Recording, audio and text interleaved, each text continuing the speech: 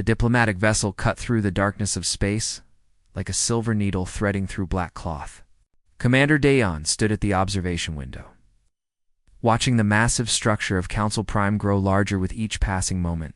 The station was built from some kind of crystalline material that caught starlight and bent it into colors he had no names for. It had taken humanity 200 years to earn the right to even approach this place. Now they were being summoned, like children called to the principal's office. Ambassador Giwu stood beside him, her hands clasped behind her back. She had been Earth's voice to the galaxy for 12 years now. Dayon had seen her negotiate trade deals, settle disputes, and smile through insults that would have made a lesser person walk away.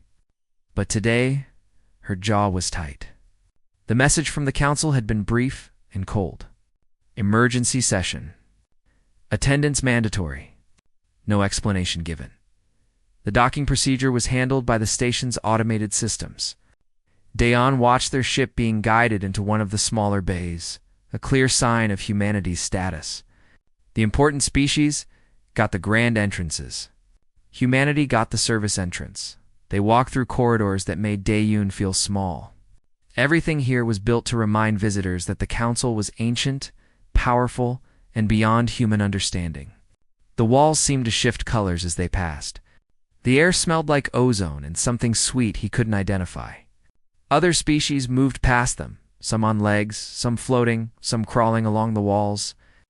A few glanced at the humans with what might have been curiosity or contempt. It was hard to tell with alien faces. The council chamber was shaped. It's like an amphitheater, with seats rising in circular tiers around a central platform. 47 species had seats here, representing civilizations that had mastered space travel before humans had even invented the wheel. Earth's seat was in the back row, naturally. Giwu took her place, while Dayon stood behind her, as protocol demanded. The High Arbiter entered from above, descending on some kind of gravity platform. Dexril was an insectoid being, twice the height of a tall human, with a body covered in plates that looked like polished obsidian. Multiple eyes arranged in a crown around its head fixed on the assembly. When it spoke, the words came from a translation device that turned alien sounds into flat, emotionless human speech. "Hey, the emergency session is called to order. We address the matter of the human expansion." Dayon felt Giwu stiffen slightly. This was it then. The moment they had been dreading, Dexrel continued without pause. In the past 50 Earth years, humanity has established military installations in 7 systems beyond their home territory. They have developed weapons technology that destabilizes local space. They have refused to share critical research with the Council. They have defended non-aligned stations against Council peacekeeping forces. These actions demonstrate a pattern of aggressive behavior inconsistent with junior member status. A holographic display materialized in the center of the chamber, showing human colonies, defense platforms, and ship movements. Everything was color-coded red, as if humanity was a spreading infection across the galaxy. Giwu stood. "High Arbiter, humanity has established colonies in uninhabited systems. Our defense platforms protect our citizens from pirates and raiders. Our research is our own, as is the right of any sovereign. You are not sovereign." This voice didn't rise, but somehow it filled the chamber. "You are junior members, accepted into this council on the condition that you would learn from elder civilizations. Instead, you have chosen the path of militarization and secrecy. This cannot continue." Another council member spoke up, a being that looked like a floating collection of geometric shapes. "The humans have quantum disruption technology. They refuse to demonstrate it to council scientists. This alone shows they cannot be trusted." Giwu's voice remained calm. "With respect, we learned that lesson when the Velm Confederacy used shared human agricultural technology to create biological weapons. We now exercise caution in what we share. This is prudent, not aggressive." Murmurs rippled through the chamber. Dayon noticed that not all of them sounded hostile. Some species nodded, or did whatever their equivalent of nodding was. But Dex rearranged one bladed limb for silence. "The Council has deliberated on this matter. Our decision is final. Humanity will surrender administrative control of all colonies beyond the Sol system. These territories will be placed under Council protection. Human military vessels will reduce their numbers by 70%. Human research facilities will be open to Council inspection. These terms are non-negotiable. The words hit like physical blows. Daeon saw Ji-woo's shoulders tense. This wasn't a negotiation. This was subjugation dressed up in diplomatic language. How long do we have to consider these terms? Ji-woo asked, her voice steady, despite what Daeon knew she must be feeling. 30 standard days. After that time, Council peacekeeping forces will implement these measures, with or without human cooperation. Dextrel gestured to the holographic display, which now showed Council fleet positions. Daeon's blood ran cold. The ships were already moving. They were surrounding human space like a noose, slowly tightening. This had been decided long before today. The emergency session was just theater, a way to make subjugation look like justice. Ji-woo bowed slightly, the minimum respect protocol required. We will convey the Council's decision to Earth. We ask for safe passage to return home. Granted, you are dismissed. The walk back to their ship felt longer than before. Neither of them spoke until they were safely aboard and the ship had cleared the station's docking range. Only then did Ji-woo sink into her chair and let out a long breath. They're not even pretending anymore, she said quietly. This is conquest. They're just calling it something else. Daeon moved to the navigation console, setting course for Earth. We can't fight them. Not openly. 47 civilizations against one? The math doesn't work. I know. Ji-woo stared at the view screen, watching Council Prime shrink behind them. But we're not going to just roll over either. There has to be something we can do. Daeon was quiet for a moment. Then he said carefully, there might be. Have you ever heard of Project Silence? Ji-woo turned to look at him sharply. That's a myth. A ghost story told in military academies. What if I told you it wasn't? Daeon met her eyes. What if I told you it's been operational for 70 years, and we've been waiting for exactly this moment? For the first time since leaving the Council chamber, something like hope flickered across Ji-woo's face. Then I would say we need to get home as fast as this ship can fly. And we need to talk to Admiral Hyun-woo. Daeon increased their speed, pushing the engines to maximum. Behind them, Council ships began their slow encirclement of human territory, confident in their overwhelming superiority. They had no idea that humanity had been preparing for this day, since the moment they first realized they were the smallest fish in a very large, very dangerous ocean. The voyage home would take 6 days. 6 days to prepare for what came next. 6 days before humanity showed the galaxy that being underestimated was sometimes the greatest advantage of all. The United Stellar. Command headquarters sat deep beneath the Swiss Alps, carved into bedrock that had stood for millions of years. It seemed fitting to Daeon that humanity's last line of defense was built into something ancient and immovable. The conference room was simple, compared to the grandeur of Council Prime. Just a long table, comfortable chairs, and wall screens showing tactical data. But this room had seen humanity through 3 attempted alien invasions. 2 first contact scenarios gone wrong, and countless smaller crises. Today would be its greatest test. Fleet Admiral Hyun-woo sat at the head of the table, his weathered face giving away nothing. To his right was General Mingi, in charge of Earth's defense forces. She was younger than Hyun-woo, but combat had given her eyes that looked much older. Across from her sat Intelligence Director Taijin, a man who seemed unremarkable until you noticed how he saw everything in the room at once. And at the far end sat Dr. Sora, a scientist whose work would either save humanity or doom it. Ambassador Ji-woo stood to present their report. She didn't sugarcoat it. The Council wanted humanity on its knees. 30 days to comply. Council fleets already moving into position. The room listened in silence until she finished. General Mingi was the first to speak, her voice tight with controlled anger. We should mobilize now. Every defense platform, every ship, every soldier. Make them pay for every inch of space they try to take. Didn't lose, Taijin said quietly. We have maybe 300 combat-capable vessels. The Council has tens of thousands. We'd be making a heroic stand that ends with human extinction. So we just surrender? Minji's hand slammed the table. Give them everything they want, and hope they're merciful. No, Admiral Hyunwoo said. His voice was calm, but it cut through the rising tension like a knife. We don't surrender. But we also don't fight them the way they expect us to fight. He turned to Dr. Sora. Tell them. Dr. Sora stood up slowly. She was a small woman, barely 5 feet tall, with gray hair pulled back in a practical bun. She looked like someone's grandmother, not the architect of humanity's greatest secret.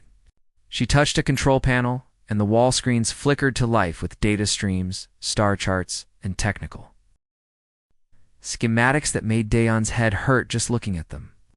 70 years ago, Sora began, when humanity first encountered the Council, we realized something important. We were centuries behind in conventional warfare. Our ships were slower, our weapons weaker, our numbers smaller. If we tried to compete with them on their terms, we would always lose. She paused, letting that sink in. So we stopped trying to compete on their terms. We made new terms. She brought up an image of a small, unassuming device. It looked like a metal sphere about the size of a baseball. This is a quantum entangled coordination node. It doesn't explode. It doesn't shoot. It doesn't do anything violent. What it does is sit dormant, completely undetectable, until it receives an activation signal. Then it disrupts quantum fields in its local area. This causes interference with faster-than-light travel, communication systems, and most advanced sensor arrays. General Minji leaned forward. How many of these do we have? We don't have them, Sora said. They're already deployed. For 70 years, every human freighter, every trade mission, every research vessel that went into Council space carried these nodes. We placed them near FTL lanes, communication relays, space stations, and orbital facilities. We put them on asteroids, on derelict ships, even on the outer hulls of Council vessels during routine maintenance. Nobody noticed because nobody was looking for them. The room went very quiet. Daeon felt his breath catch. The scale of what Sora was describing was almost impossible to comprehend. How many? Hyunwoo asked. 6,412,718 nodes, Sora said precisely, spread across every Council member's territory. All connected through quantum entanglement to a control hub here on Earth, all waiting for one signal. Taijin whistled softly. 70 years. 3 generations of agents, and the Council never suspected? They saw what they wanted to see, Sora replied. Humans trying to fit in. Learning their technology? Being good junior members. They never imagined we were laying groundwork for exactly this moment. Ambassador Jiwoo spoke up. What happens when you activate them? Sora brought up a simulation. Red lines spread across the galactic map, like cracks in glass. Cascading disruption. FTL lanes become unreliable. Communications slow to sublight speeds.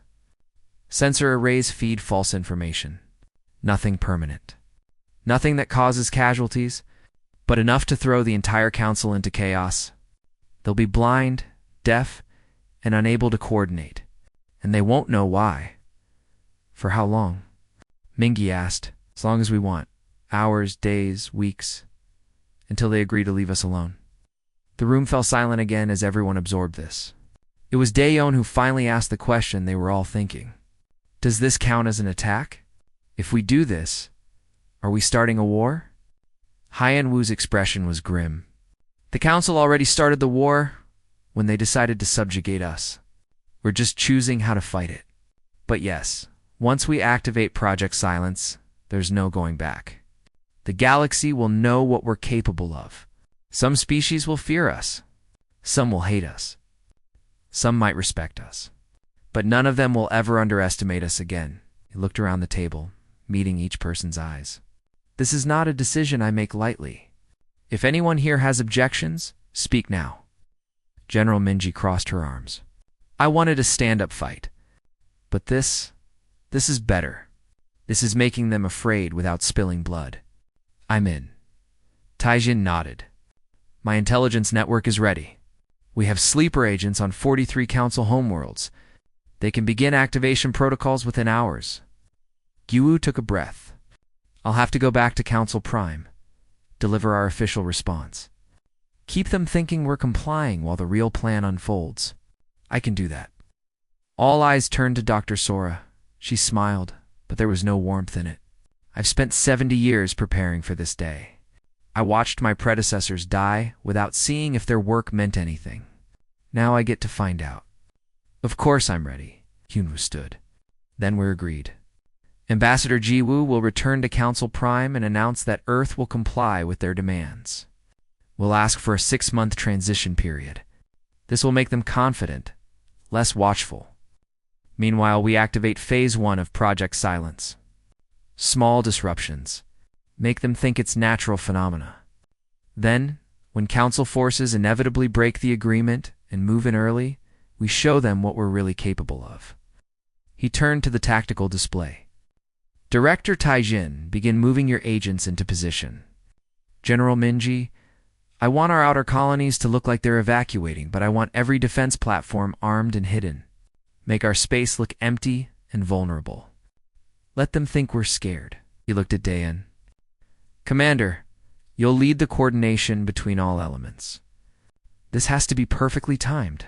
Ayun saluted. Understood, sir. Captain Junho Hyunwoo continued, bringing up a file on the screen. Our ghost fleet. They'll shadow council ships, document everything, and be ready to strike if this goes hot. Junho knows how to stay invisible. As the meeting broke up and people filed out to begin their tasks, Jiwoo lingered. Admiral, do you think this will work? Really? Hyunwoo was quiet for a moment, staring at the star charts on the wall. I think the Council has forgotten what desperation looks like. They've been comfortable for too long. They think power comes from having the biggest fleet and the oldest civilization. They're about to learn that real power comes from having nothing left to lose and everything to fight for. He turned to face her. We won't fire the first shot. We probably won't fire any shots at all. But when this is over, the Council will know that humanity isn't something they can just push around. And that knowledge will keep us safe better than any weapon. Jiwoo nodded slowly. Then I'd better go pack. I have a galaxy to deceive. As she left, Hyunwoo returned to studying the tactical displays. Somewhere out there, Council fleets were converging on human space, confident in their superiority. They had no idea that humanity had spent 70 years turning their own infrastructure into a trap. The clock was ticking. 30 days until the ultimatum expired. But humanity wasn't waiting 30 days. Humanity was about to teach the galaxy a lesson about underestimating the desperate ambassador. Jiwoo returned to Council Prime exactly 8 days after the ultimatum. She wore formal diplomatic attire and carried humanity's official response in a sealed data crystal. Her face showed careful resignation, the look of someone who had argued with their government and lost. It was a perfect performance because part of it was real. She was genuinely afraid, not of the Council, but of what humanity was about to do. High Arbiter the Ixor received her in a smaller chamber this time, with only a few other Council members present. The insectoid being looked almost pleased, if such a thing could be read in alien features. Ambassador, does Earth accept our terms? Jiwoo bowed her head slightly. Earth recognizes the Council's concerns. We are prepared to comply with your requirements. However, we request a transition period of 6 months rather than 30 days. Our colonies need time to prepare for the administrative transfer. Our military needs time to decommission vessels properly. Rushing this process could create chaos that serves no one. She held out the data crystal. One of the Council members, a floating being of crystalline structures, took it and inserted it into a reader. Text scrolled across holographic displays. It was all legitimate, all carefully worded compliance. Every word had been chosen by Earth's best diplomats to sound submissive while buying time. Dexrel was silent for a long moment. Then those multiple eyes focused on Jiwoo with an intensity that made her want to step back. 6 months is acceptable. But understand this, Ambassador. If there is any sign of resistance, any indication that humanity is not honoring this agreement, the transition period ends immediately. Council peacekeeping forces will occupy your colonies with whatever force is necessary. Understood, High Arbiter. Earth will comply. The words tasted like ash in her mouth, but she said them with perfect sincerity. As Jiwoo left the chamber, she allowed herself one small smile. The council had taken the bait. 6 months meant they would relax their vigilance slightly. It meant they would feel like they had one. And it gave Project Silence all the time it needed, across the galaxy. In 43 different star systems, sleeper agents received their activation codes. These were humans who had been born in council space, raised to blend in, to be invisible. Some worked as technicians on space stations. Others as traders. A few had even married into alien families, living double lives so deep that sometimes they almost forgot which side they were really on. One agent named Hannah worked on a massive trade hub in Velmian sector. She had been a cargo inspector for 16 years, scanning shipments, filing reports, living a boring life that nobody paid attention to. When the activation code came through on her encrypted communicator, she felt her heart start racing. After all these years, it was time. She went to work as usual, scanned cargo, smiled at coworkers. During her lunch break, she walked to a maintenance corridor that she had mapped years ago. Behind a panel marked for electrical systems, she found what she had hidden there on her first day of work. A small metal sphere, exactly where she had left it. She entered a 12-digit code into the tiny interface. The sphere pulsed once with blue light, then went dark. It was active now, broadcasting its disruption field in ways that no council sensor could detect. Hannah replaced the panel and went back to work. Her hands were shaking slightly, but no one noticed. By the time her shift ended, she had activated 3 more nodes in different sections of the station. The effects wouldn't be obvious yet. Just minor glitches, communication lag, sensor drift. Things that maintenance would assume were normal system degradation. This same scene played out across council space. In orbit around the gas giant Krell, a human mining surveyor activated nodes hidden in asteroid clusters. On the scientific station above Thorol Prime, junior researcher activated nodes inside the waste recycling system where no one ever looked.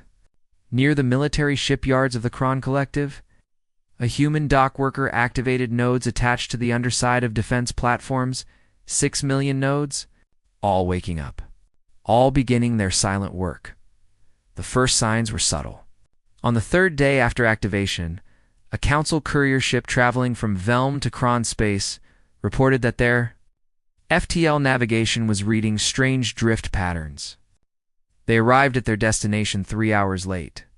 The ship's engineer filed a report suggesting calibration issues. On the 5th day, the communication hub serving 12 council worlds experienced a 4-minute delay in message routing.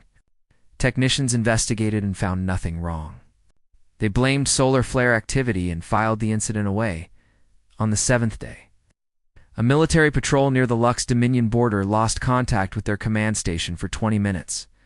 When connection was restored, both sides assumed the other had equipment problems. The council's technicians were good at their jobs. They investigated each incident thoroughly, but every time they looked, they found nothing wrong. The quantum disruption fields didn't damage systems. They just made everything a little bit unreliable, a little bit slow, a little bit wrong. And because the effect was spread across such a vast area, no one saw the pattern. Meanwhile, Captain Junho and his ghost fleet were doing their own work. His ship, the Silent Dawn, was the most advanced stealth vessel humanity had ever built. It didn't just hide from sensors. It was invisible to them, thanks to quantum stealth technology that Dr. Sora's team had spent decades perfecting. Alongside him were 5 other ships, each commanded by pilots who had trained their entire lives for missions like this. They shadowed Council warships moving toward human space. They recorded every frequency those ships used for communication. They mapped every sensor sweep, every weapon system, every tactical doctrine. And the Council forces had absolutely no idea they were being watched. Junho's tactical officer, Seokjin, kept meticulous records. The lead battle group is using a standard patrol formation. They're overconfident. No combat readiness protocols at all. They think this will be easy. The pilot, Yunji, brought the ship closer to the Council formation. So close that they were practically flying through the enemy fleet. They're heading for Jupiter Station. Estimated arrival in 48 hours? Junho nodded. Jupiter Station was one of humanity's largest outposts in the outer solar system. According to the agreement Ji-Woo had signed, it would be transferred to Council control in 6 months. But Junho had studied the Council's psychological profiles. They wouldn't wait. They would interpret humanity's compliance as weakness and push for immediate occupation. It's what powerful empires always did. He was right. On the 9th day after Ji-Woo's return to Council Prime, High Arbiter Thextral sent new orders. Council forces would occupy Jupiter Station immediately, not in 6 months. The reason given was security concerns. The real reason was that they saw humanity backing down and wanted to press their advantage. General Minji, watching from Earth's command center, actually smiled when she received the news. There it is. They broke the agreement, just like we knew they would. Admiral Hunhua gave the order they had all been waiting for. Commander Daeon, initiate Phase 2. Ambassador Ji-Woo, it's time to show them what we really are. At Jupiter Station, the evacuation had been proceeding for days. Council long-range sensors watched human ships leaving, carrying civilians and cargo away. What those sensors didn't see was that other things were being left behind. Defense platforms disguised as debris, automated weapon systems hidden in cargo containers, and one very special quantum pulse device at the heart of the station. When the Council fleet arrived, expecting to find a surrendered station ready for occupation, they instead found it empty except for a single message buoy. The message began playing automatically on all Council frequencies. Ambassador Ji-Woo's face appeared calm and composed. High Arbiter Vextal and members of the Galactic Council, you were given humanity's word that we would honor our agreement. You chose to break it. You interpreted our compliance as weakness. You mistook our patience for fear. These were errors. Now you will learn that humanity has a different understanding of what strength means. The message ended. For a moment, the Council fleet sat in confused silence. Then the quantum pulse device activated. A wave of energy spread out from Jupiter Station, invisible but devastating to every electronic system it touched. The wave wasn't destructive. It didn't kill anyone or destroy any ships, but it created a temporary FTL interdiction field spanning billions of kilometers. Every Council ship in the Jupiter system found their faster-than-light drives suddenly non-functional. They could still fly at sublight speeds. They could still communicate locally, but they were trapped. Stuck in human space, unable to jump to safety, unable to call for reinforcements that could arrive in any reasonable time, on the bridge of his flagship. The Council fleet commander tried to understand what had happened. His engineers had no answers. His sensors showed nothing that should cause this effect. And slowly, a cold realization crept over him. Humanity had done this. Somehow, the primitive species everyone had dismissed as junior members had just disabled an entire Council battle fleet without firing a single shot in the command center beneath the Swiss Alps. Admiral Hunwoo watched the tactical display with satisfaction. Phase 2 is complete. The Council now knows we can touch them. Time for Phase 3. Show them how far our reach really goes.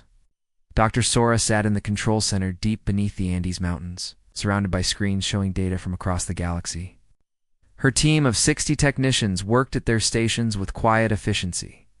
They had trained for this moment, running simulations hundreds of times. But simulations were not reality. Now, they would see if 70 years of preparation would actually work. Phase 3 authorization confirmed, she said calmly into her headset. Begin cascade sequence. Across the galaxy, 6 million quantum nodes received their final instructions simultaneously. For 9 days, they had been creating small, localized disruptions. Now they all activated at full power, creating a coordinated wave of interference that would make the Council's worst nightmare look mild by comparison. The effects were immediate and catastrophic. Major FTL trade routes that connected Council worlds suddenly became unreliable. Ships entering these routes found themselves thrown off course, emerging from faster-than-light travel hours or even days away from their intended destinations. Some ships, afraid to risk another jump, began crawling between systems at sublight speeds. Journeys that would take months instead of hours. Communication was hit even harder. The Council relied on a network of quantum-entangled relay stations to transmit messages instantly across thousands of light years. When the cascade hit, those relays began reporting impossible delays.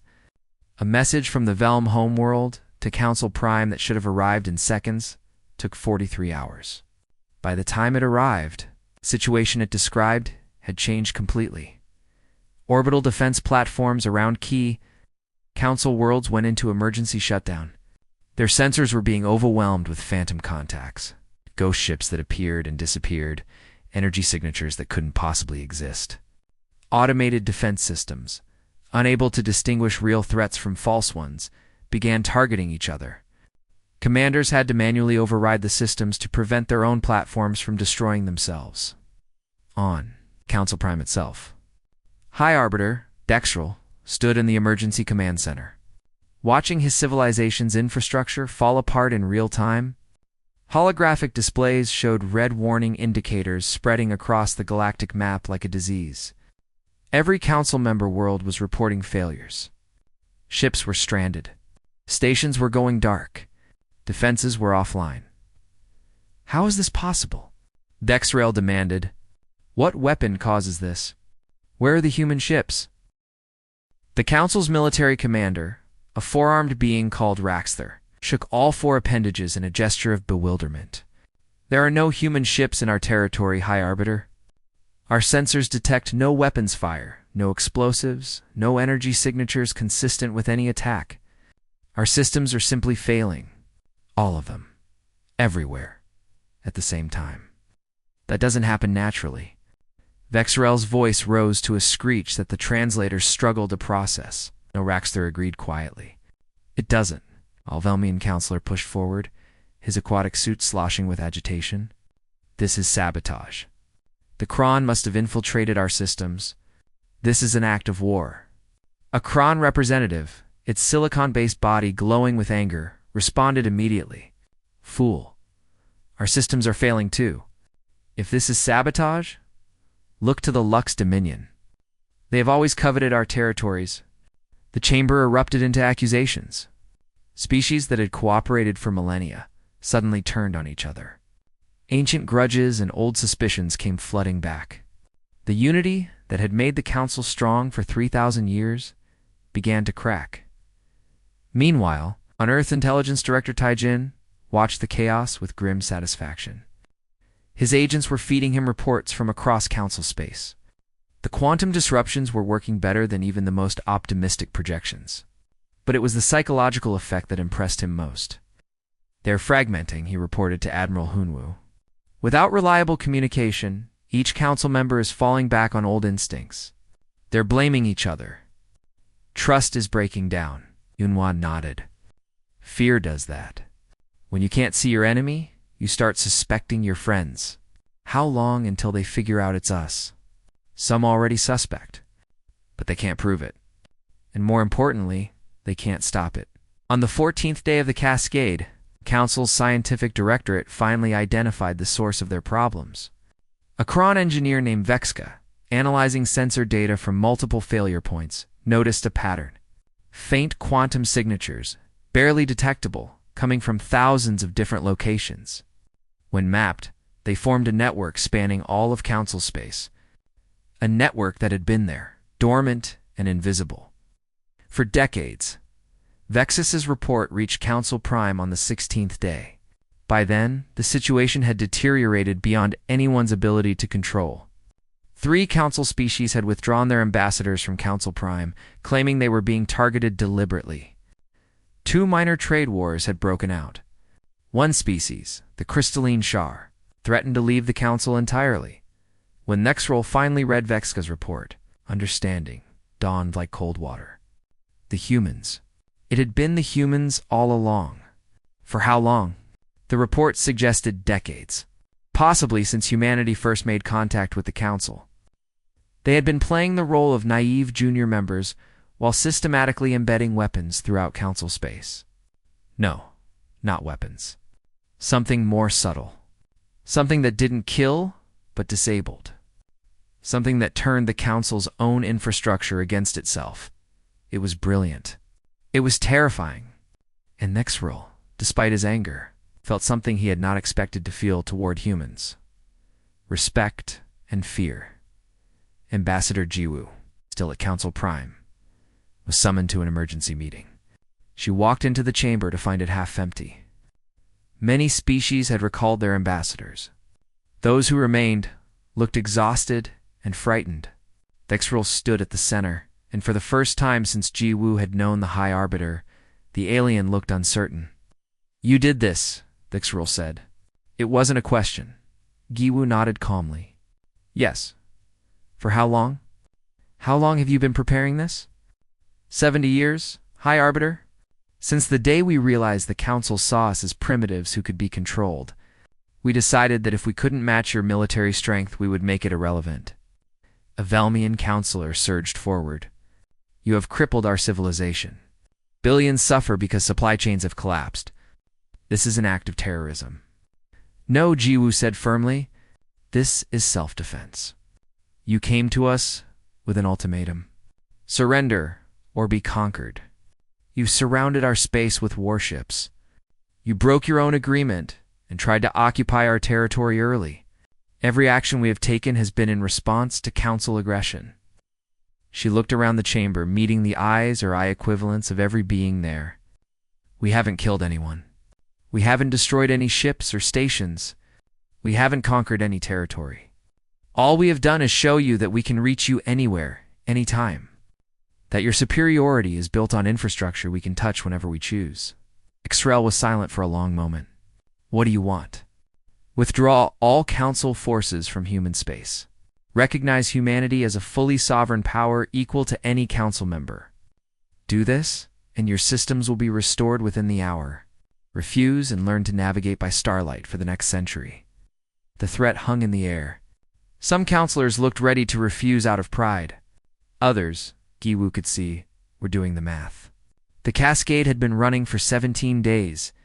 In that time, the Council's economy had contracted by 30%. Food shipments were delayed, causing shortages. Medical supplies weren't reaching outer colonies. The mighty galactic civilization was discovering just how fragile their society really was. When the systems they took for granted suddenly stopped working, it would hold the entire galaxy hostage. Nexril asked quietly. "No," Gu replied. "Only the parts that tried to hold us hostage first. The rest of the galaxy is functioning normally. This disruption is carefully targeted to Council infrastructure. We're not monsters, High Arbiter. We're just done being victims." She pulled out a small device, holding it up so everyone could see. "This is connected to our command center on Earth. One signal from me, and everything returns to normal. Your FTL lanes stabilize. Your communications resume. Your defenses come back online. All you have to do is agree to leave us alone." The chamber erupted in argument. Some species demanded humanity be destroyed for this insult, even if it meant decades of system repairs. Others argued for pragmatism.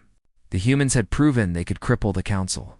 Better to make peace than to fight an enemy who could strike from the shadows. The debate raged for hours.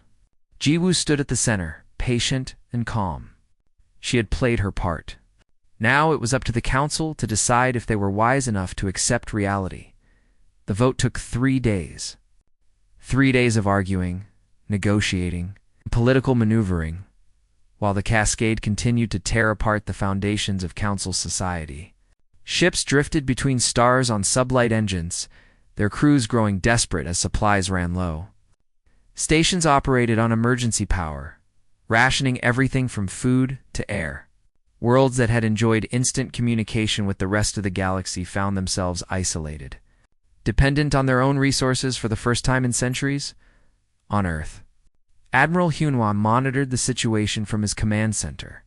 Reports came in from every human outpost, every agent, every hidden observer. The Council was fracturing. 3 species had formally withdrawn from the Alliance. 5 others had declared neutrality and opened direct communication channels with Earth, bypassing Council Prime entirely. The mighty galactic government that had stood for 3 millennia was coming apart at the seams. "We could push harder," General Minji suggested during one strategy meeting. Force a complete dissolution of the council. Make them scatter. But Hyunwoo shook his head. That's not our goal. We don't want to rule the galaxy. We just want to live in it without someone's boot on our neck. If we destroy the council completely, we create a power vacuum. Dozens of species fighting for dominance. That's not peace. That's chaos, Dr. Sora agreed. The quantum nodes can be deactivated as easily as they were activated. The damage we've caused can be repaired, but the lesson they've learned cannot be unlearned. That's what matters. On the third day of deliberation, High Arbiter, Vexrel made an announcement that shocked those who remained at Council Prime. Effective immediately, Vexrel was stepping down from the position of High Arbiter. The insectoid leader had lost the confidence of too many council members. The ultimatum against humanity had been Vexrel's initiative, pushed through over objections from more moderate voices. Now those voices demanded change. The new High Arbiter was a being called Krenva, from a species known for diplomatic wisdom rather than military strength. Krenva's first act was to call for an immediate ceasefire with humanity and the opening of formal negotiations. The second act was to recall all Council military forces from human space. Effective immediately, Ambassador Giwu received the communication while sitting in her quarters at Council Prime. She had not slept well in 3 days. Running on stimulants and determination, when Krenva's message came through, requesting a private meeting, she almost couldn't believe it. They met in a neutral chamber, just the two of them. Krenva was a being of soft geometry, flowing shapes that seemed to change as it moved. Its voice through the translator was measured and calm. Ambassador Jiwoo, the council has voted. We accept your terms. All military forces will W. Withdraw from human territory. Humanity will be recognized as a fully sovereign power, with the same rights and privileges as any council founding member. We ask only that you restore our systems as promised. Jiwoo studied the alien carefully, looking for deception. She found only exhaustion and a kind of resigned respect. The council agrees to these terms. Completely. No conditions? No conditions. Humanity has proven it cannot be subjugated. It would be foolish to continue trying. Krenva paused. May I speak candidly, Ambassador? Please. We underestimated you. Badly. We saw a young species, barely out of its home system, and assumed you would follow the patterns we had seen from dozens of other emerging civilizations. Aggressive expansion, followed by military confrontation, followed by either destruction or absorption into the council structure. We never imagined you would spend 70 years preparing for this moment. That level of patience, of strategic thinking, of coordinated deception across multiple generations is something we associate only with the oldest. Most advanced species, Krenva's form shifted in what might have been a shrug. You made us look like fools. And in doing so, you may have saved the council from its own arrogance. Some of us have been saying for decades that we had grown complacent, too certain of our superiority. Now we have proof. It's a harsh lesson, but perhaps a necessary one. Jiwoo allowed herself a small smile. High Arbiter Krenva, I'm going to tell you something that will probably disturb you. Project Silence, the quantum network we activated, exists not just in council space. We have similar networks in 16 non-council civilizations, including some that are technically more advanced than you are. We have been preparing for every possible threat since the day we left Earth's solar system. She watched Krenva's form ripple with what might have been shock. Why tell me this? Because I want you to understand that humanity's relationship with the galaxy is based on mutual deterrence. We don't want to use these capabilities. We would much prefer to trade, share knowledge, and cooperate on common problems. But we will never be vulnerable again. Never be at anyone's mercy. If that makes some species nervous, so be it. Better to be feared and respected than pitied and conquered. Krenva was silent for a long moment. Then the alien leader's form settled into a configuration that the translator interpreted as acceptance. I believe we can work with that. Fear and respect are better foundations for peace than arrogance and contempt. Guhu pulled out her communication device. Then, let's end this. She entered a code and pressed send. The signal traveled through quantum-entangled channels to Earth, then out to 6 million nodes across the galaxy. Within minutes, the cascade began to reverse. FTL lanes stabilized. Communication relays resumed normal function. Defense platforms rebooted and returned to standby mode. The galaxy, which had been holding its breath for 17 days, finally exhaled. The restoration wasn't instantaneous. It took hours for all systems to fully recover. But by the end of that day, Council space was functioning normally again. Ships began moving. Messages flowed. The crisis was over. But everything had changed.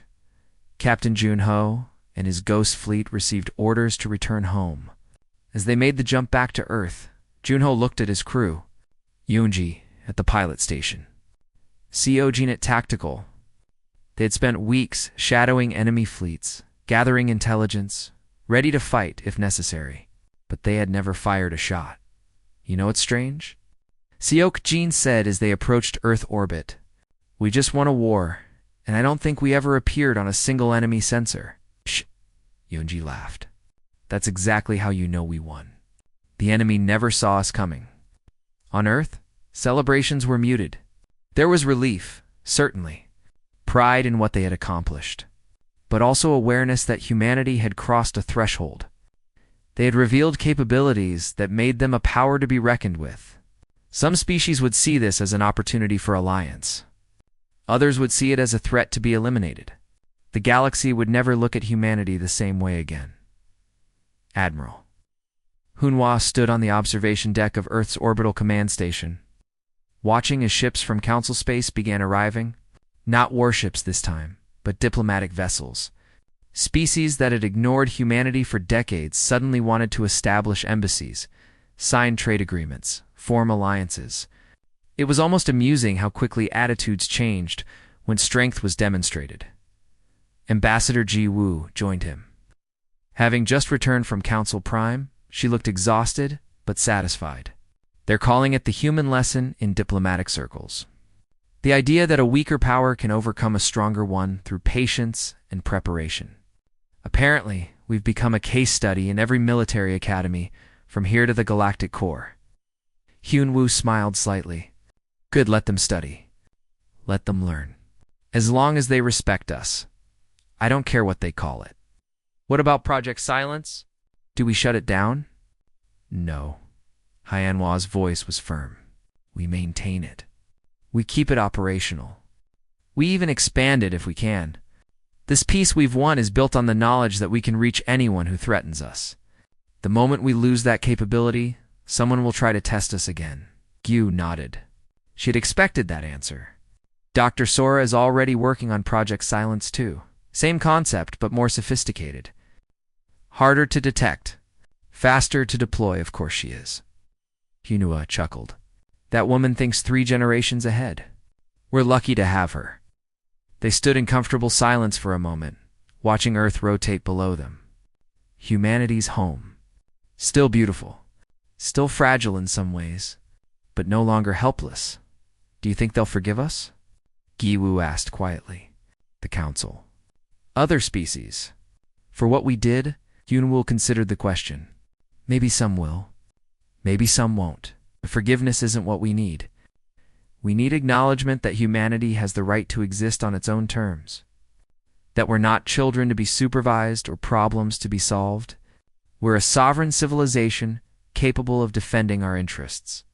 If that makes us unpopular, so be it. He turned to face her. Besides, I suspect we'll have plenty of friends. Species that were also tired of being pushed around by the Council. Smaller civilizations that see us as proof that you don't need the biggest fleet to be safe. We've shown them a different path. Some will want to walk it with us. And he was right. Over the following months, humanity established formal alliances with 9 non-Council species. Trade agreements with 17 more. A mutual defense pact with 4 civilizations that had their own grievances with Council dominance. Earth, once dismissed as a backwater, became a diplomatic center. A place where voices that had been ignored could be heard. The Galactic Council continued to exist, but it was changed. more cautious, more willing to listen to junior members. The arrogance that had defined it for millennia had been shattered by a species that everyone had underestimated. In the years that followed, historians would debate whether humanity's actions had been justified, whether the risk of galactic war had been worth the prize of independence. But for those who lived through it, the answer was simple. Humanity had been given a choice: submit or fight. They had chosen a third option: make submission impossible and fighting too costly. In doing so, they had secured not just their own freedom, but created a template for others to follow. Admiral Hunhua retired 5 years later. Confident that Earth's future was secure, Dr. Sora continued her work until her death at age 97, having seen 3 generations of quantum weapons deployed. Ambassador Ji Woo became Earth's first Secretary of Interstellar Affairs, helping to guide humanity's relationship with a galaxy that now viewed them with equal parts respect and wariness. And somewhere in the depths of space, 6 million quantum nodes remained in place, silent and waiting. A reminder to anyone who might forget the lesson. Humanity was small. Humanity was young. But humanity was never, ever to be taken lightly again. The galaxy had learned, and it would not forget.